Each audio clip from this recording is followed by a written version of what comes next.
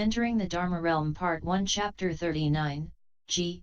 Continued, G. In such a way, he stood there, pondering and contemplating, while 1 day and night transpired, up to and including 7 days and nights, a half month, a whole month, up to and including a full 6 months. And following this another 6 days transpired. After this, the Bhikshu banner arose from his samadhi. Then the youth good wealth spoke in praise, sagely one, rare and unique how most profound this samadhi is. How most vast and extensive this samadhi is.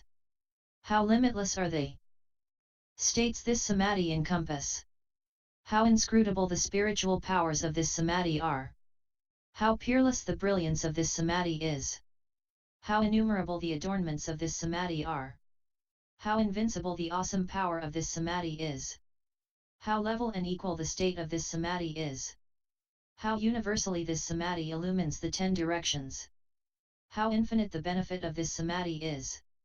Because it can eliminate the limitless suffering of all living beings. That is to say, it can cause all living beings to separate from the suffering of poverty, to escape from the hells, and to avoid the realm of animals. It closes the door to all difficulties, and opens the path to humans and gods. It causes human beings and gods to rejoice, and causes them to delight in the states of dhyana. It can increase the delights of that which is conditioned, and can show them the joy of leaving the conditioned. It can inspire them to bring forth the Bodhiresolve. It can cause them to increase in their conduct of blessings and wisdom. It can increase and develop their mind of great compassion. It can cause them to bring forth the power of great vows. It can enable them to understand the Bodhisattva path. It can cause them to be adorned with ultimate wisdom. It can cause them to tend toward the state of the great vehicle. It can illumine the conduct of universal worthy. It can cause them to certify to the wisdom light of all the grounds of a Bodhisattva. It can cause them to accomplish the vows and conduct of all Bodhisattvas. It can cause them to dwell securely within the state of the wisdom of all wisdom. Sagely one, what is the name of this samadhi? The Bhikshu banner said, Good man, this samadhi is called renunciations and attainments of the universal I. It is also called the pure light of the state of Prajna Paramita. It is also called the door of universal adornment and purification. Good man, it is due to my cultivation and practice of Prajna Paramita that I have attained the samadhi of universal adornment and purification, which is equal to millions of asamkhya's of samadhis. The youth good wealth then asked, sagely one, what is the state of this samadhi ultimately like? The Bhikshu banner replied, Good man, upon entering this samadhi, one completely understands all worlds without obstruction. One travels to all worlds without obstruction. One transcends all worlds without obstruction. One adorns all worlds without obstruction. One cultivates and regulates all worlds without obstruction. One adorns and purifies all worlds without obstruction. One beholds all Buddhas without obstruction. One contemplates that vast, great awesome virtue of all Buddhas without obstruction. One knows of the spiritual powers of self-mastery of all Buddhas without obstruction. One certifies to all the vast and mighty powers of all Buddhas without obstruction. One enters the sea of all merit and virtue of all Buddhas without obstruction. One receives the boundless wonderful dharmas of all Buddhas without obstruction. One enters all Buddha dharmas and cultivates wonderful conduct without obstruction. 1. Certifies to level and equal wisdom with which all Buddhas turn the Dharma wheel without obstruction. One enters the sea of assemblies of way places of all Buddhas without obstruction. One contemplates dharmas of the Buddhas of the 10 directions without obstruction. One uses great compassion to gather in and receive living beings of the 10 directions without obstruction. One always gives rise to great kindness that fills the 10 directions without obstruction. One beholds the Buddhas of the 10 directions with an untiring mind, without obstruction. One enters the seas of all living beings without obstruction. One knows the sea of all living beings' faculties without obstruction. One obtains the wisdom to know the differences among living beings' faculties without obstruction. Good man, I only know this single samadhi of the light of Prajna Paramita.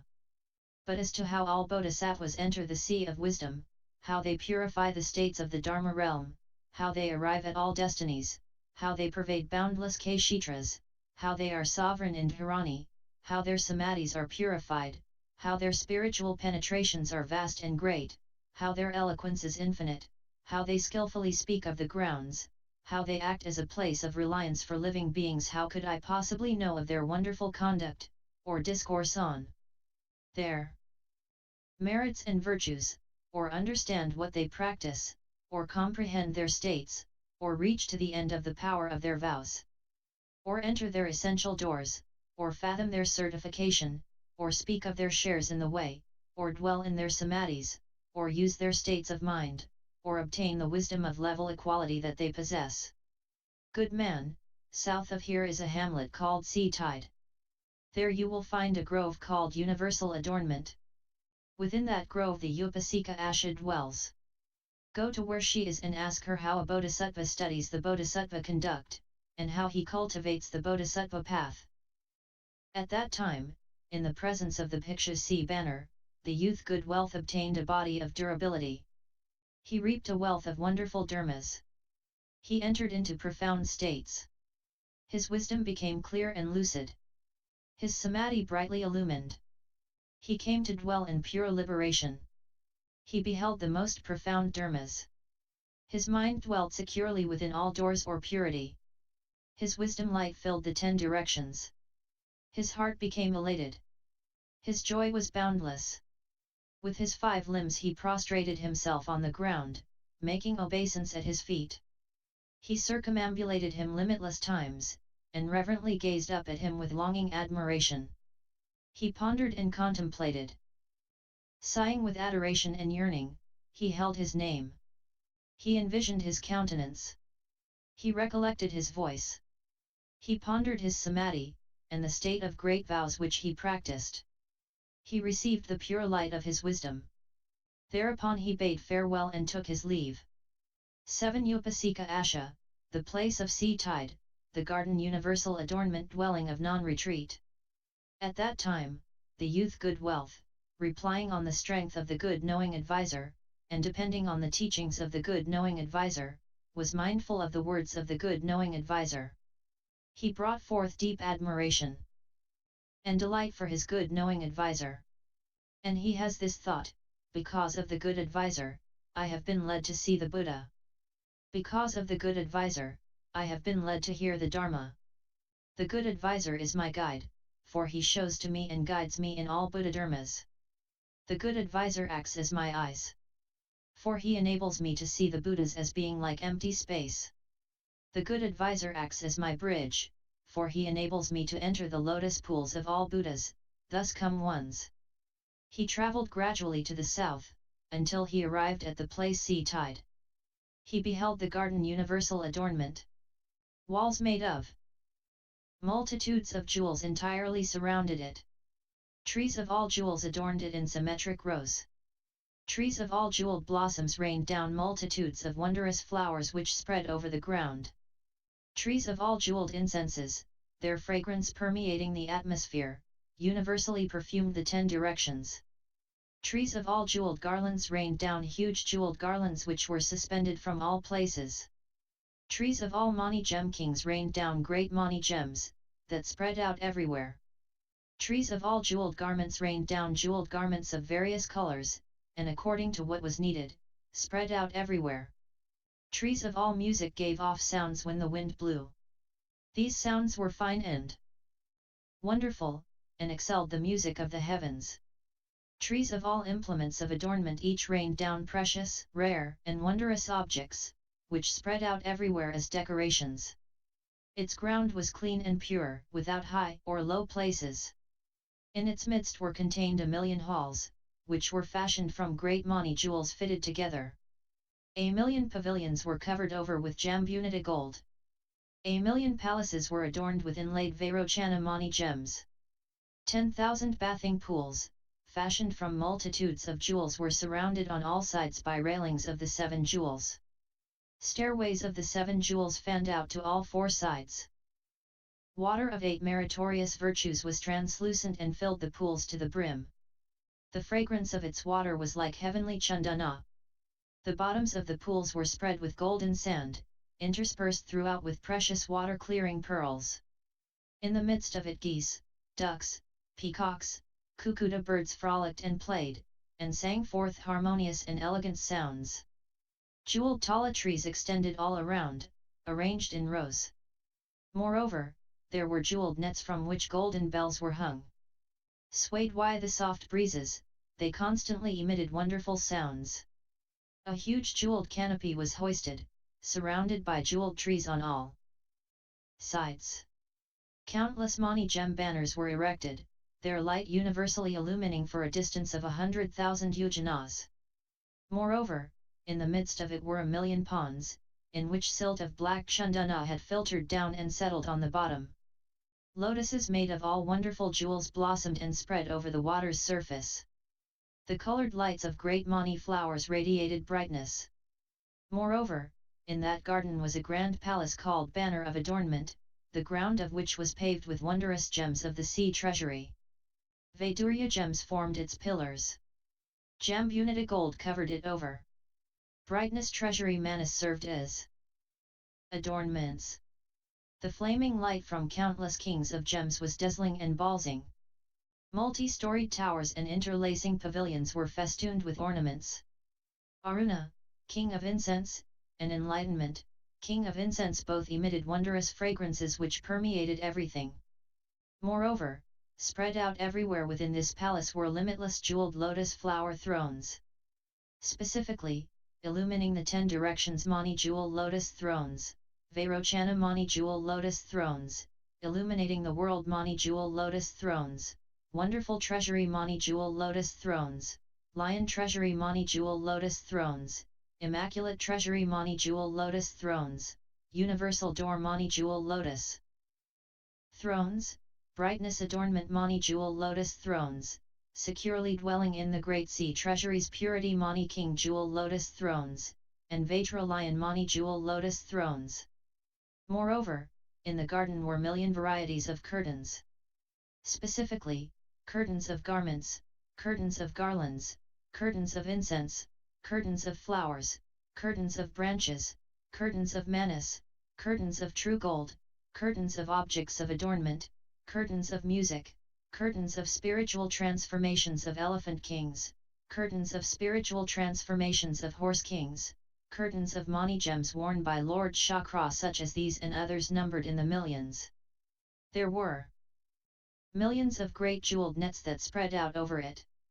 Specifically, nets of jeweled bells, nets of jeweled canopies, nets of jeweled bodies, nets of the sea treasuries true pearls, nets of violet Vaidurya mani gems, nets of lion manas, nets of moonlight manas, nets of multitudes of fragrances in various shapes and images, nets of jeweled crowns, and nets of precious necklaces such as these and others numbered in the millions. It was illuminated by 1,000,000 great lights, specifically, light of flaming brightness mani gems, light of sun treasury mani gems, light of moon banner mani gems, light of fragrant flaming mani gems, light of supreme treasury mani gems, light of lotus treasury mani gems, light of flaming banner mani gems, light of great lamp mani gems, light of universally illumining the 10 directions mani gems, and light of fragrant brightness mani gems such as these and others numbered in the millions. There constantly rained down millions of objects of adornment, and millions of black chandana incenses which emitted wondrous sounds. Millions of pundarika flowers that excelled those of the heavens welled forth and were strewn about. Millions of necklaces that excelled those of the heavens acted as adornments. Millions of wonderful jeweled garland ribbons that excelled those of the heavens were suspended everywhere. There were millions of multicolored wonderful garments that excelled those of the heavens, and millions of assorted colored mani jewels whose light universally illumined. 1,000,000 gods joyously gazed upward and made obeisance. 1,000,000 heavenly maidens leapt down from empty space. 1,000,000 bodhisattvas drew near with veneration, constantly delighting in hearing the Dharma. At that time, the Upasika Asha was seated on a throne of true gold. She wore a crown made of a net of sea treasury pearls, and from her arms hung jeweled bracelets of true gold that surpassed those of all the heavens. Her violet-blue hair streamed down, and a net of great manas adorned her head. Lion-mouth mani jewels served as her earrings. As you will mani gem kings made up her necklaces. A net of all jewels covered her body. Hundreds of thousands of millions of Nahudas of living beings bowed to her in reverence. From the east, limitless beings came to where she was. Specifically, from the Brahma heavens, the heaven of Brahma multitudes, the great Brahma heaven, the heaven of ministers of Brahma, the heaven of self-mastery, and so forth, including all humans and non-humans. From the south, west, and north, the four intermediate directions, above and below, it was also like this. Those who beheld this Upasika had all their illnesses eradicated. They left the filth of afflictions. They extricated the thorn of views. They smashed the mountains of obstructions. They entered the state of unobstructed purity. They increased and brightened all of their good roots. They developed and nurtured all of their faculties. They entered the door of all wisdom. They entered the door of all dharanis, the door of all samadhis, the door of all great vows, the door of all wonderful conduct, and the door of all merit and virtue.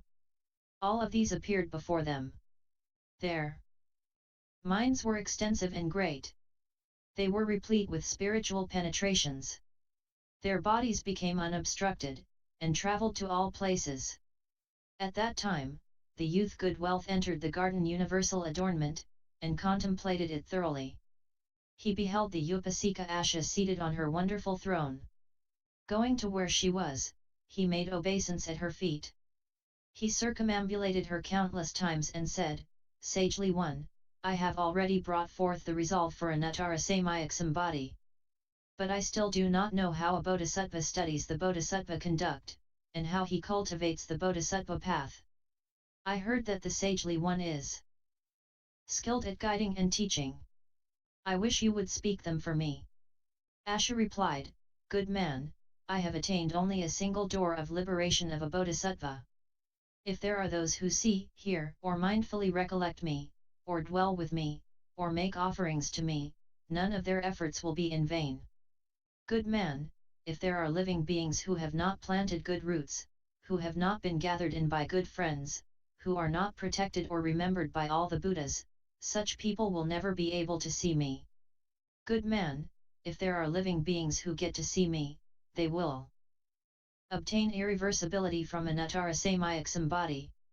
Good man, all the Buddhas of the East constantly come to this place, and, seated on jeweled thrones, speak Dharma for me.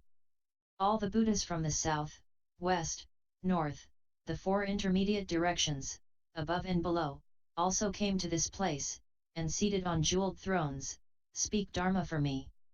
Good man, I am never apart from seeing the Buddhas and hearing the Dharma, and I dwell together with all Bodhisattvas. Good man, this great assembly of mine numbers 84 thousands of millions of Nahudas, all who in this garden practice together with me have attained irreversibility from Anatarasamaya. All the rest of the living beings who live in this garden have also universally entered the position of irreversibility.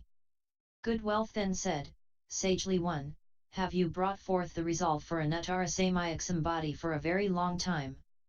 She answered, Good man, I remember in the past how at the place of burning lamp Buddha, I cultivated Brahma conduct, respectfully made offerings, heard the Dharma, receiving and upholding it.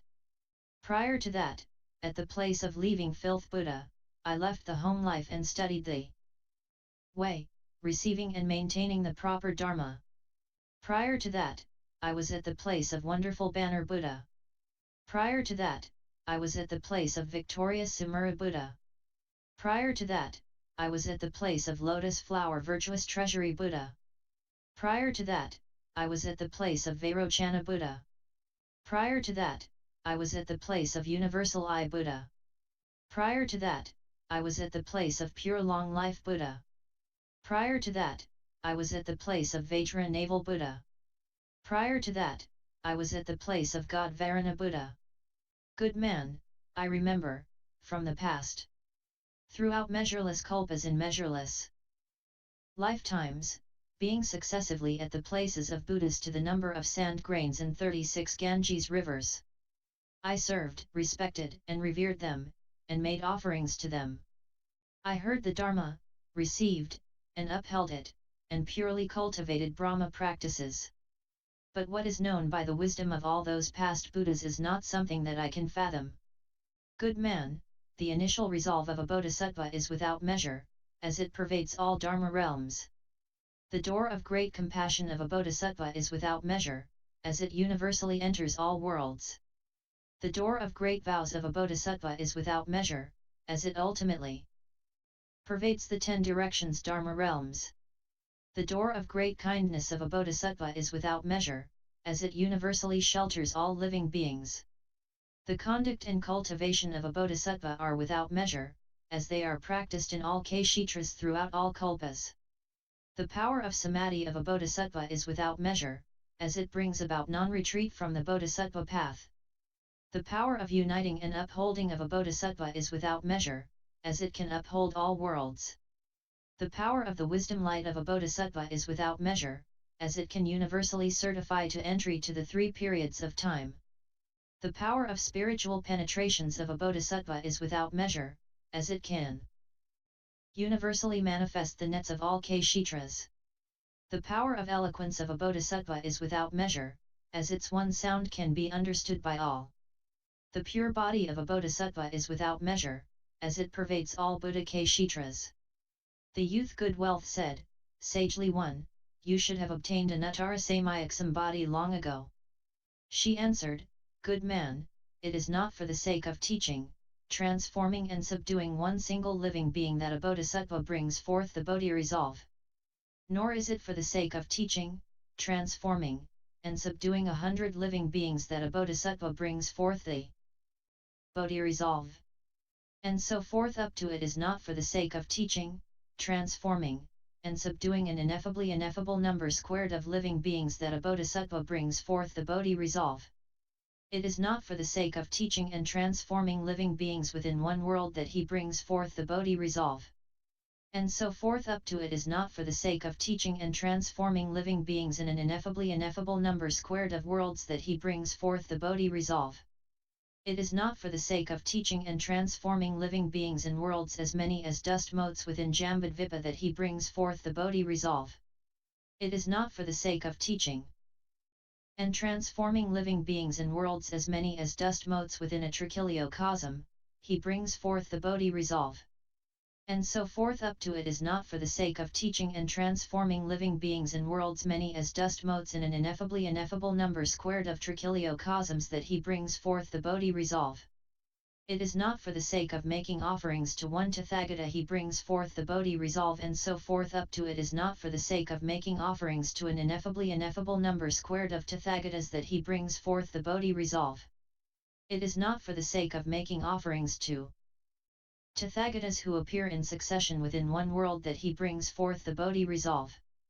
And so forth up to it is not for the sake of making offerings to Tathagatas who appear in succession within an ineffable number squared of worlds that he brings forth the Bodhiresolve.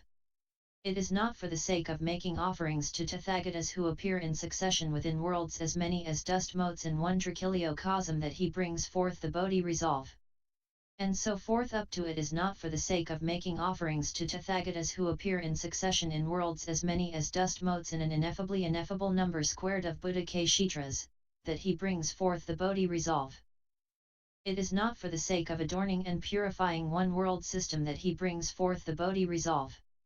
And so forth up to it is not for the sake of adorning and purifying an ineffable number squared of worlds that he brings forth the Bodhiresolve. It is not for the sake of adorning and purifying worlds as many as dust motes within one trichiliocosm that he brings forth the Bodhiresolve.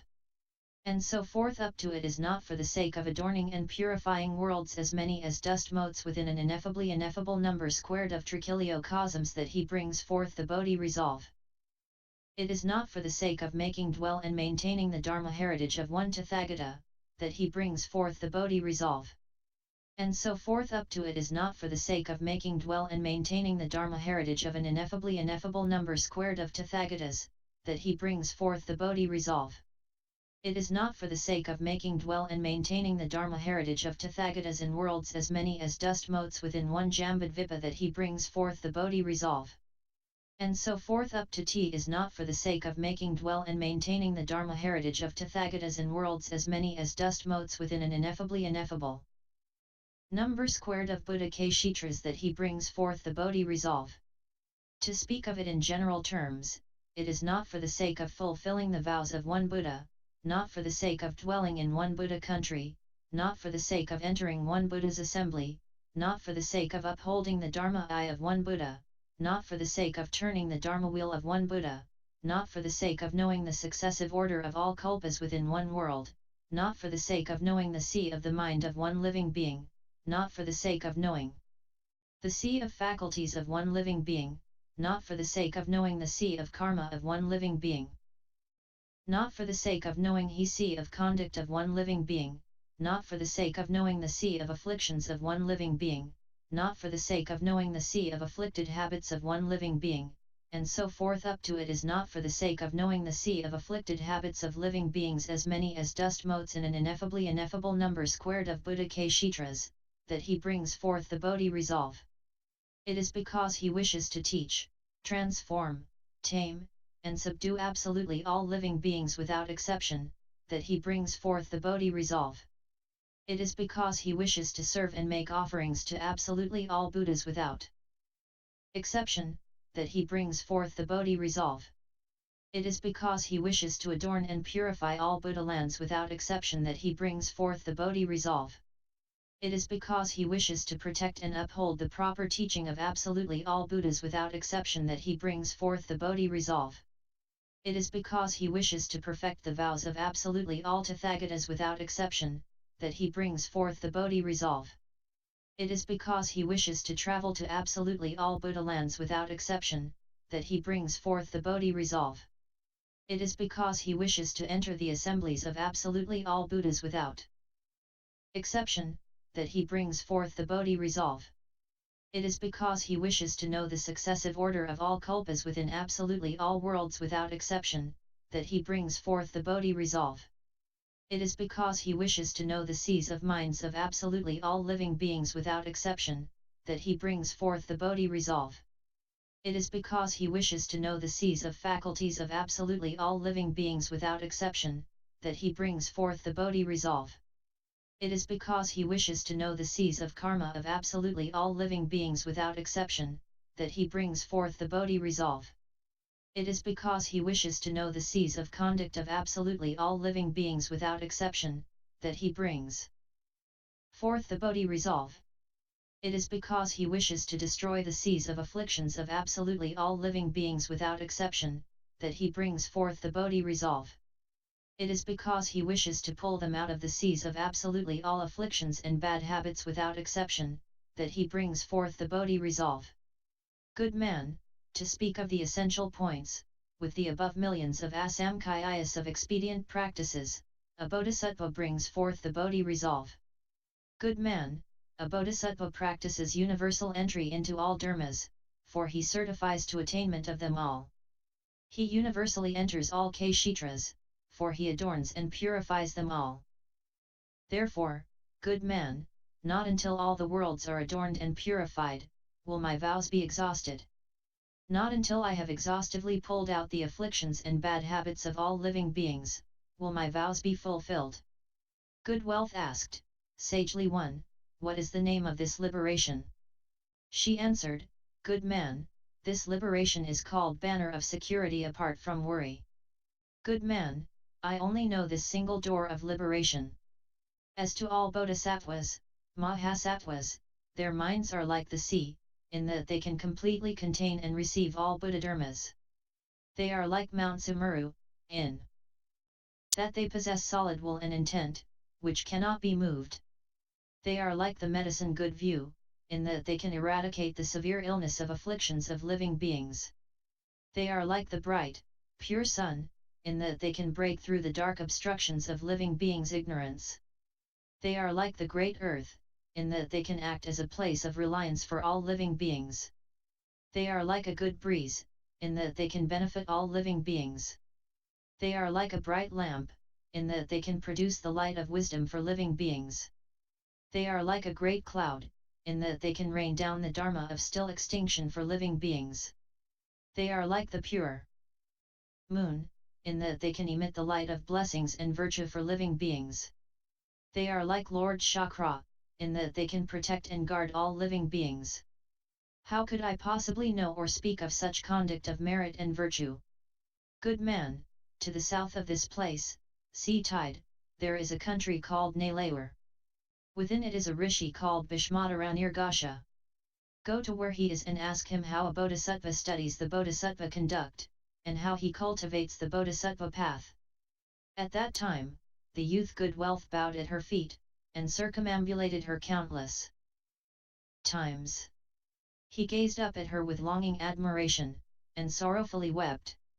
He reflected in this way: to obtain Bodhi is difficult. To draw near a good knowing advisor is difficult. To encounter a good knowing advisor is difficult. To obtain the faculties of a bodhisattva is difficult. To purify the faculties of a bodhisattva is difficult. To encounter good advisors who cultivate conduct similar to one's own is difficult.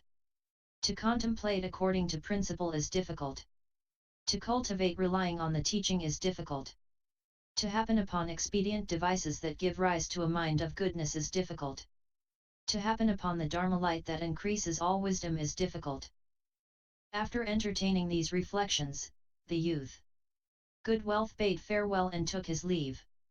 8 Rishi Bhishmadevanirgasha, Kingdom of Nalaur, true dwelling of youth. At that time, the youth good wealth accordingly reflected upon the Bodhisattva's proper teachings. He accordingly reflected upon the Bodhisattva's pure conduct. He brought forth a mind of increase in the power of a Bodhisattva's blessings.